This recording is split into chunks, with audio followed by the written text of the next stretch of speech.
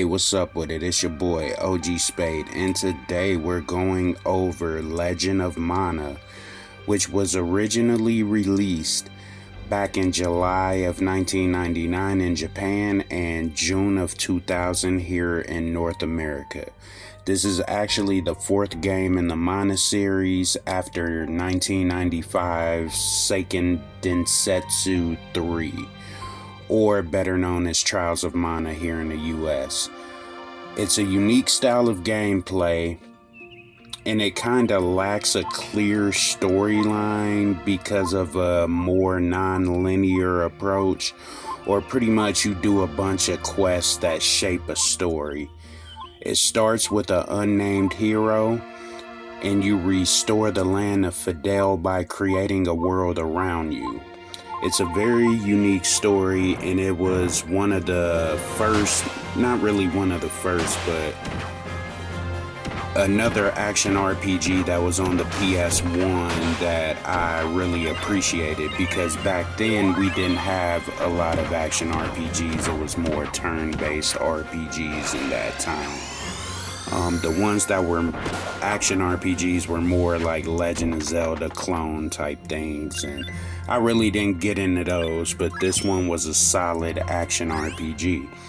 And that brings me into what I did like about it. It was a solid action RPG, even though some of the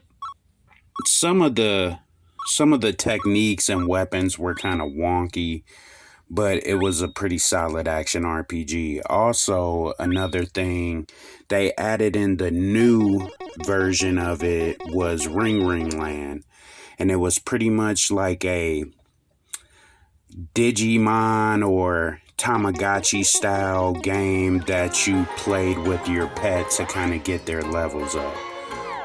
Also, you had pets as opposed to NPCs. There were NPCs, but pets were another one of them. And you also had different workshops where you can make weapons and things like that.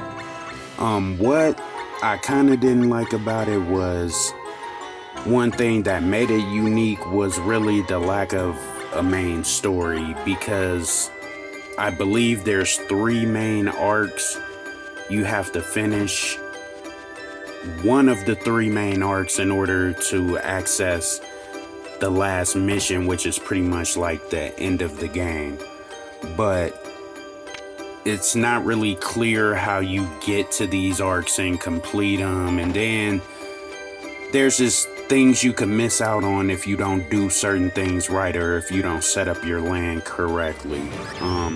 The weapons kind of suck. Some of them kind of suck. I don't know. And making weapons is pretty difficult and not really explanatory. I don't know. It's just kind of odd when it comes to making weapons and instruments in the workshops, and it's not really clear on what you should do to upgrade them or how to make them better. It's just kind of a lot of things thrown together. But at the end of it all, it kind of came together. It was a solid title. I thought it was one of the better titles on the PS1 at the time. I'll give it a 3 out of 5. It was fun, but also it was some things about it that kind of were just thrown in and didn't make a whole lot of sense.